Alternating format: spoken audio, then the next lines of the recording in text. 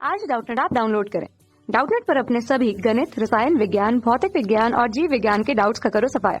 बस प्रश्न की फोटो खींचो, एक ही प्रश्न को क्रॉप करो और तुरंत वीडियो सोल्यूशन पाओ। अभी डाउनलोड करें। हेलो दोस्तों, प्रश्न है ओसवाल विधि द्वारा HNO3 के निर्माण का सचित्र वर्णन कीजिए। संबंधित रासायनिक समीकरण भी दीजिए। सांद्र व गर्म HNO3 की आयोडीन से तथा ठंडे एवं तनु HNO3 से जिंक की क्रिया का रासायनिक समीकरण दीजिए। ठीक है, तो चलिए सबसे पहले हम मौखिक रूप से समझते हैं कि ओसवाल विधि के अंतर्गत होता क्या है। ओसवाल विधि के अंतर्गत अमोनिया और वायु को प्लेटिनम की उपस्थिति में गर्म किया जाता है। उच्च तापमान पे लगभग 450 डिग्री सेल्सियस तापमान पे गर्म किया जाता है, जिससे नाइट्रिक ऑक्साइड यानी कि NO का निर्माण होता है। यह जो NO होता है उसको आगे ऑक्सीकरण कक्ष में भेजा जाता है और ऑक्सीकरण कक्ष में इसका ऑक्सीकरण होता है, जिसके फलस्वरूप नाइट्रोजन डाइऑक्साइड का निर्माण होता है। यह जो नाइट्रोजन डाइऑक्साइड बनी वो अवशोषण कक्ष में भेजी जाती है और अवशोषण कक्ष में वाटर छिड़का जाता है, यानी कि जल का छिड़काव होता है और जल के छिड़काव से यह जो NO2 है वह जल से अभिक्रिया करेगा और उससे नाइट्रिक अम्ल का निर्माण होता है। ठीक है, तो चलिए हम देखते हैं इसके लिए चित्र। ओसवाल विधि का कुछ इस प्रकार से चित्र होता है, जिसमें कि 3 चैम्बर होते हैं अलग अलग। यह पहला चैम्बर दिख रहा है, यह दूसरा चैम्बर और यह तीसरा चैम्बर दिख रहा है। जो सबसे पहला चैम्बर है इसे कहा जाता है उत्प्रेरक कक्ष। उत्प्रेरक कक्ष इसलिए कहा जाता है क्योंकि इसके अंदर प्लेटिनम की जाली उपस्थित होती है और प्लेटिनम इस विधि में उत्प्रेरक का कार्य करता है। यहाँ पर प्लेटिनम की जाली उपस्थित होती है। सबसे पहले क्या किया जाता है, 1 भाग अमोनिया और 8 भाग ऑक्सीजन को इस उत्प्रेरक कक्ष में भेजा जाता है और उच्च तापमान पे गर्म किया जाता है। ये जो प्लेटिनम की जाली होती है वो लगभग 450 डिग्री सेल्सियस पर गर्म होती है। इस कक्ष में अमोनिया के प्राथमिक ऑक्सीकरण के फलस्वरूप नाइट्रिक ऑक्साइड बनता है, NO। उसकी जो वाष्प होती है वो नेक्स्ट कक्ष में जाती है, जिसे हम कहते हैं ऑक्सीडेशन चैम्बर अथवा ऑक्सीकरण कक्ष। ऑक्सीकरण कक्ष में नाइट्रिक ऑक्साइड का ऑक्सीकरण होता है, जिसके फलस्वरूप नाइट्रोजन डाइऑक्साइड बनता है।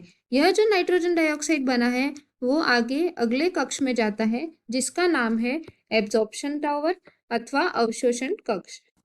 अवशोषण कक्ष में यहाँ पर एक असेंबली होती है जिससे कि जल का छिड़काव किया जाता है।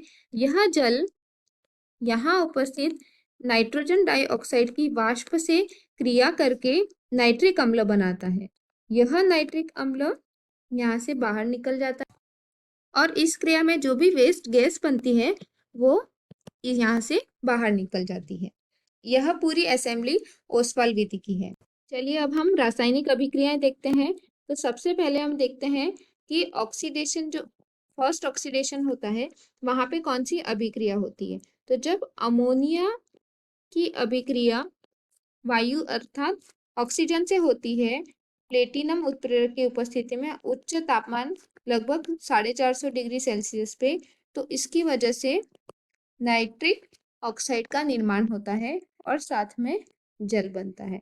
इस अभिक्रिया को हम बैलेंस करते हैं तो 4 मोल NH3 और 5 मोल ऑक्सीजन मिलकर 4 मोल नाइट्रिक ऑक्साइड बनाते हैं और 6 जल के अणु बनते हैं। इस प्रकार बने नाइट्रिक ऑक्साइड का ऑक्सीडेशन कक्ष में फिर से ऑक्सीकरण होता है, जिससे कि नाइट्रोजन डाइऑक्साइड का निर्माण होता है। इस अभिक्रिया को भी हम बैलेंस करते हैं। यह जो नाइट्रिक ऑक्साइड बना वो जाता है अवशोषण कक्ष में, जहाँ पे इसकी क्रिया होती है जल के साथ में। तो ये क्रिया कुछ इस प्रकार होती है। यह जब जल के साथ अभिक्रिया करता है तो नाइट्रिक अम्ल का निर्माण होता है, जो कि HNO3 होता है और साथ में नाइट्रिक ऑक्साइड गैस बनती है। इस क्रिया को संतुलित करने के लिए यहाँ पे हम लिखेंगे 3, तो 3NO2 प्लस H2O मिलाकर बनाएंगे 2HNO3 प्लस NO। चलिए देखते हैं आगे क्या पूछा हुआ है। यहाँ पे गर्म व सांद्र नाइट्रिक अम्ल की आयोडीन से तथा ठंडे एवं तनु नाइट्रिक अम्ल की जिंक से क्रिया पूछी है। तो चलिए अब हम अभिक्रिया देखेंगे। तो सबसे पहले हम देखेंगे आयोडीन के साथ में अभिक्रिया। जब गर्म व सांद्र नाइट्रिक अम्ल आयोडीन के साथ में अभिक्रिया करता है तो आयोडीन का ऑक्सीकरण हो जाता है, जिसके परिणाम स्वरूप आयोडिक अम्ल बनता है। आयोडिक अम्ल का सूत्र है HiO3। इसके साथ में बनता है NO2 यानी नाइट्रोजन डाइऑक्साइड और जल। इस क्रिया को संतुलित करते हैं। यहाँ पे हम लिखेंगे 10, तो 10HNO3 प्लस I2 ये बनाएगा 2HiO3 plus 10NO2 plus 4H2। चलिए आगे बढ़ते हैं, जिसमें पूछा गया है ठंडा व तनु HNO3 की जिंक से अभिक्रिया। जिंक HNO3 से दो प्रकार से अभिक्रिया कर सकता है। एक होता है ठंडा व तनु HNO3 जो कि 6% मात्रा में उपस्थित होता है। तो जब 6% तनु HNO3 के साथ में जिंक की अभिक्रिया होती है तो इस क्रिया में अमोनियम नाइट्रेट का निर्माण होता है। चलिए हम देखते हैं अभिक्रिया। HNO3 प्लस जिंक, इससे बनेगा ZnNO3 होल ट्वाइस, जिसे कहते हैं जिंक नाइट्रेट, प्लस NH4NO3 ये होता है अमोनियम नाइट्रेट और बनता है H2O। इस अभिक्रिया को हम बैलेंस करते हैं। बैलेंस करने के लिए 10 मोल नाइट्रिक अम्ल, 4 मोल जिंक, ये मिलकर बनाएंगे 4 मोल जिंक नाइट्रेट और अमोनियम नाइट्रेट और 3 मोल जल के।